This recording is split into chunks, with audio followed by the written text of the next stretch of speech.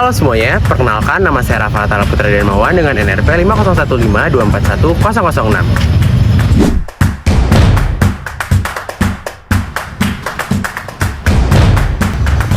Dor! Halo, saya Ilmi Faisal Ngabibi dengan NRP 5015241 099.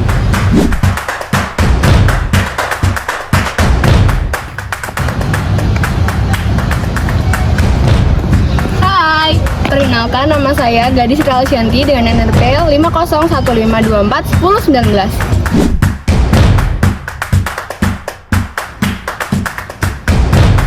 Halo, kenalkan aku Nadia Setia Fauza dengan NRP 5015241 007. Halo, namaku Adriana Rizal Wibowo, NRP 5015241025.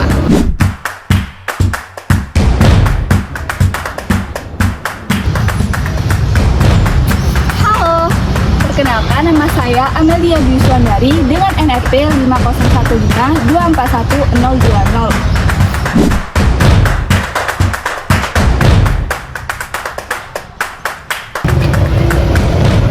Halo, perkenalkan nama saya Gede Yoga Satya Dharma dengan NRP 5015241101.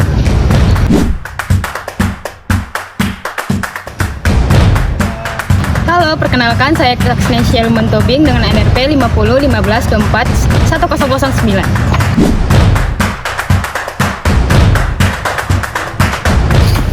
Halo, perkenalkan nama saya Alatifah dengan NRP 50152411105. Halo, perkenalkan nama aku Zakia Ramadhani Darussalam dengan nomor NRP 501524191. Tambarejo adalah nama sebuah desa yang berada di Kecamatan Wonotirto, Kabupaten Blitar, Provinsi Jawa Timur. Desa ini terletak di ujung selatan Kabupaten Blitar. Dengan jarak sekitar 30 km dari kota Blitar Pusat, desa ini bisa ditempuh sekitar 1 jam perjalanan. Desa Tambakrejo terkenal dengan pantainya, yaitu Pantai Tambakrejo. Desa ini memiliki luas sekitar 3,2 hektar dan wilayahnya berbatasan dengan Desa Kaligenjreng dan Desa Gunung Gede di sebelah utara, Desa Ngadipuro di sebelah timur, Samudra Hindia di sebelah selatan, dan Desa Tumpak Kapuh serta Kecamatan Bakung di sebelah barat. Terdiri dari 2 dusun, yakni Dusun Kerajaan dan Sidorejo.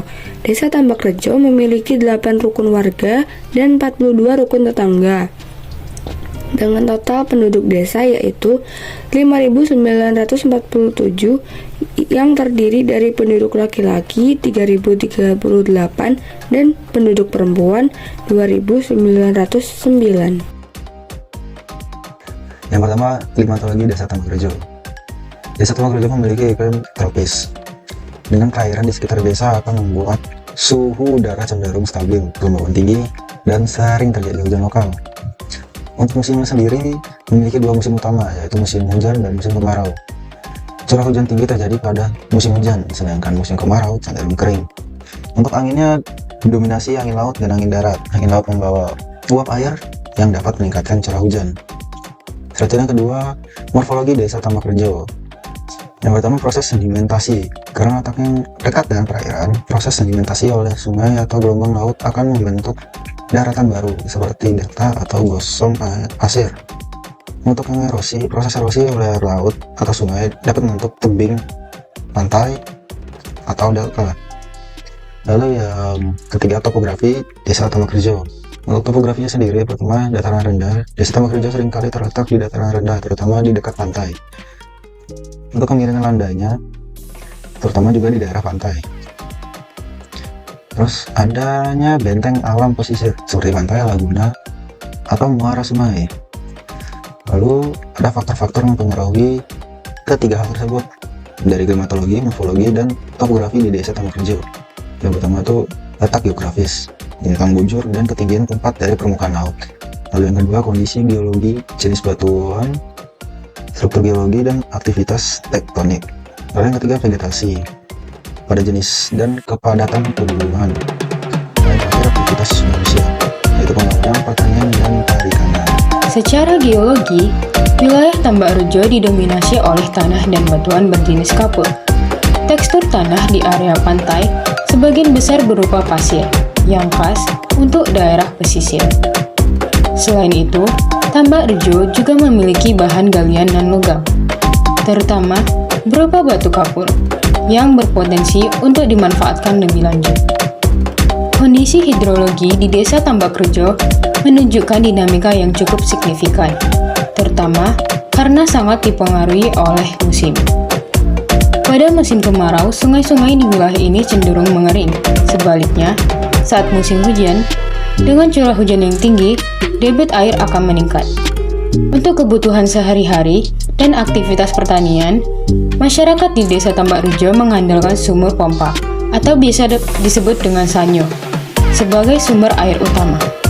Secara geologi, wilayah ini didominasi oleh batuan gamping yang kurang mampu untuk mengikat tanah.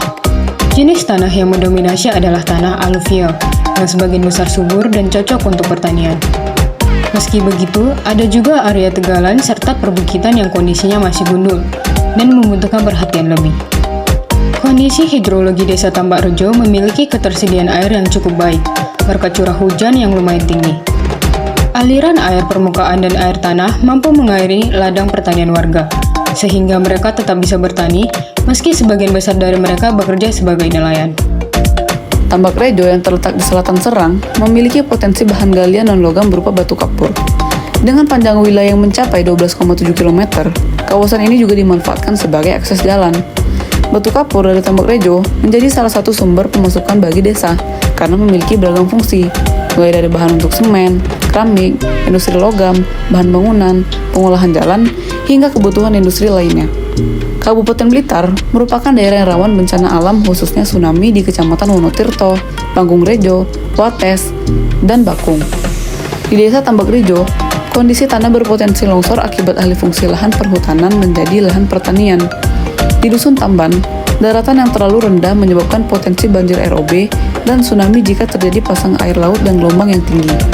Berdasarkan RT/RW dari tahun 2011 hingga tahun 2031, tingkat laju erosi pada kondisi existing mencapai 119.391 ton per tahun, dengan rata-rata erosi 2,735 ton per hektar per tahun, yang meningkat sebanyak 0,057 ton per hektar per tahun atau sebesar 2,128%. Penggunaan lahan. Desa Tambak Rejo yang memiliki luas lahan sekitar 3.200 hektar memiliki penggunaan lahan yang beragam, mencakup pemukiman seluas 103 hektar, persawahan 160 hektar, perkebunan 84 hektar, pekarangan 236 hektar, perkantoran 1 hektar, serta area untuk kegiatan perdagangan, perikanan, peternakan, maupun pariwisata. Model bangunan pemukiman memiliki halaman yang relatif luas, yang dimanfaatkan sebagai lahan peternakan skala kecil.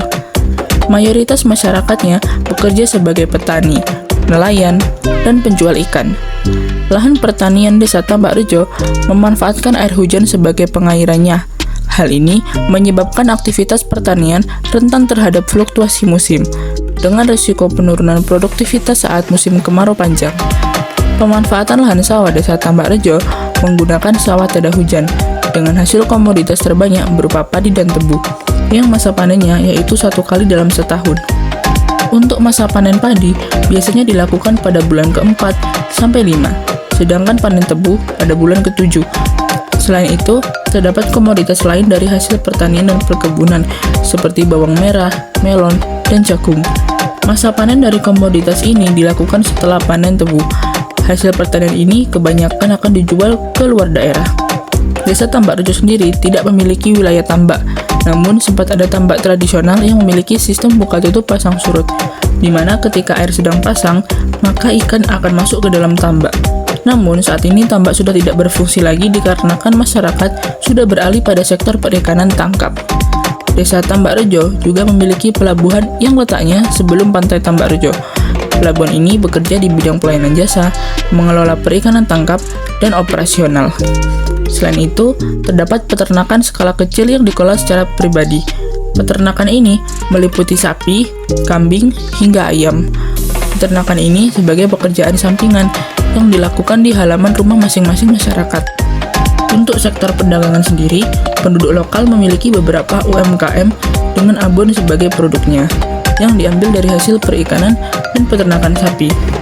Penggunaan lahan untuk sektor pariwisata memanfaatkan wisata dengan atraksi alami, yaitu memanfaatkan keindahan lanskap pesisir dan potensi ekosistem lokal, seperti Pantai Tambak Rejo sendiri dan Pantai Pasir Putih Pasetan Godomagit.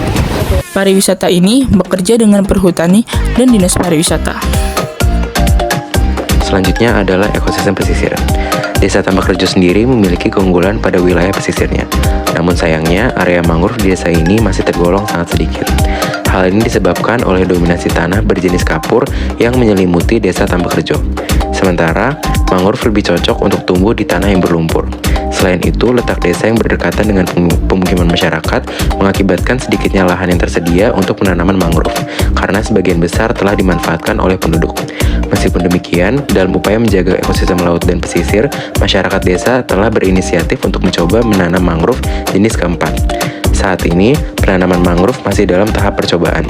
Mengenai ekosistem Padang Lamun, sayangnya tidak ditemukan di daerah Tambak Rejo, karena dasar perairannya terdiri dari pasir. Di sisi lain, di sepanjang pantai, tanah berjenis kapur dan gelombang yang cukup tinggi membuat penanaman mangrove menjadi semakin menantang. Di dalam geomorfologi laut, membahas mengenai geologi laut, di mana geologi laut sendiri adalah kajian mengenai proses dan materi yang membentuk dasar laut. Pantai Tambak Rejo memiliki endapan sedimen dengan ukuran butir antara 0,44 hingga 6,2 mm. Jenis sedimen tersebut masuk ke dalam pasir sedang yang cenderung menuju kerakal. Pantai Tambak Rejo berada di sebuah teluk dengan garis pantai sepanjang 10 km dan terdapat tebing kapur di sebelah timur pantai.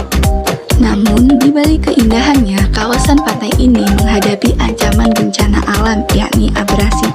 Setiap tahunnya, garis pantai Tambak Rejo mengalami perubahan, baik disebabkan oleh abrasi maupun akresi. Tercatat, sejak tahun 2006 hingga 2016, laju abrasi yang terjadi sebesar 0,81 meter per tahunnya. Bencana abrasi ini mengancam ekosistem pesisir dan aktivitas para warga. Hingga pada tahun 2015 dibangun breakwater atau pemuncak gelombang dengan bentuk tripod dan dibangun revetment juga pada tahun 2018. Pantai Tambak Rejo memiliki karakteristik arus laut yang bergerak dengan kecepatan antara 0,1 hingga 0,3 meter per detik. Arah arus dominan berasal dari tenggara menuju barat yang termasuk dalam kategori arus sedang. Pergerakan arus ini mempengaruhi distribusi nutrien dan organisme di sepanjang pantai. Selain arus, kondisi gelombang di perairan Tambak Rejo cukup menantang dengan ketinggian berkisar antara 2,5 hingga 4 meter dan periode gelombang selama 3 detik. Untuk mengurangi dampak gelombang yang besar ini terhadap area pesisir, Pantai Tambak Rejo dilengkapi dengan struktur breakwater berupa revetment. Struktur ini berfungsi untuk melindungi garis pantai dari erosi, meminimalkan kerusakan akibat gelombang tinggi, dan menciptakan lingkungan yang lebih stabil bagi kegiatan pesisir.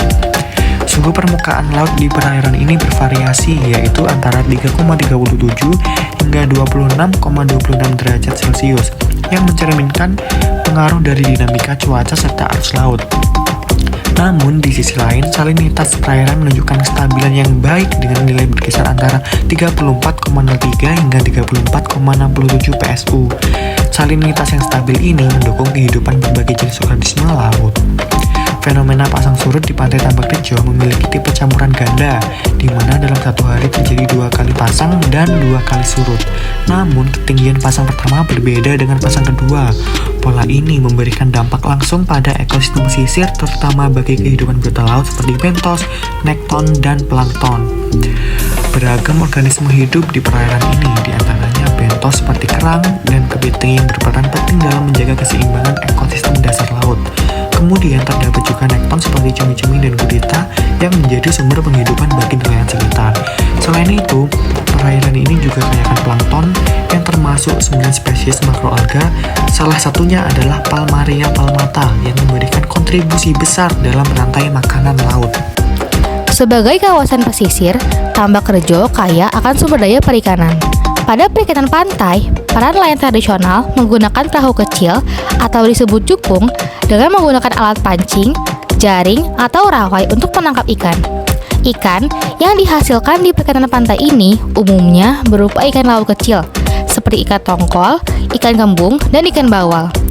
Pada perikanan laut dalam, dilakukan di laut lepas dengan menggunakan kapal berukuran lebih besar daripada kapal motor yang biasa, dengan ukuran di atas 10 GT atau gross tonnage, dan alat pour seine atau jaring lingkar, dan alat penangkap ikan lainnya seperti long line dan gill net. Ikan yang dihasilkan dari perikanan laut dalam ini biasanya berupa ikan besar, seperti ikan tuna, ikan kakap, dan ikan tenggiri. Untuk hasil laut Desa Tambakrejo berupa ikan pelagis kecil, contohnya ada ikan cendro, ikan kembung lelaki, ikan kembung perempuan, ikan talang-talang, ikan kue, ikan layang anggur, ikan layang deles, ikan layang benggol, ikan layur, ikan slengseng, dan ikan lemuru. Untuk ikan pelagis besar, hasilnya ada ikan tongkol pisang cerutu, ikan tongkol abu-abu, ikan cakalang, ikan tenggiri, ikan kenyar, ikan setuhuk hitam, ikan tuna mata besar, ikan barakuda, ikan lemadang, ikan sunglir, dan ikan bawal pomfret. Yang terakhir adalah ikan demersal. Hasilnya ada kakap merah, ikan kakap hitam, lobster kipas, pari, ikan suanggi, ikan kerapu, cumi-cumi, dan gurita. Pantai Tambakrejo yang terletak sekitar 30 km ke arah selatan dari kota Blitar menawarkan pengalaman wisata yang lengkap. Dari segi keamanan, dermaga dilengkapi sistem pengamanan untuk mendukung aktivitas pemungkaran ikan. Untuk aksesibilitasnya mudah dijangkau melalui kendaraan pribadi, angkutan umum, atau jalur lintas selatan atau yang disebut JLS yang menghubungkan Pantai Tambakrejo dengan Pantai Serang.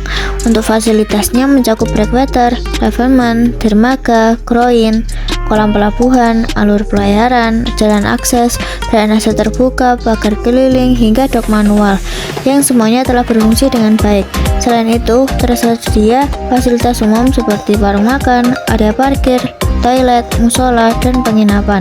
Lingkungan Pantai Tambakrejo sendiri itu sangat menarik dengan pasir putih, air laut biru, perkampungan nelayan, dan pasar ikan segar. Untuk ritualnya yaitu tahunan larung sesaji setiap Oktober menjadi daya tarik budaya yang memperkaya pengalaman wisata. Pantai ini menjadi destinasi ideal untuk menikmati pemandangan alam sekaligus mendalami tradisi lokal.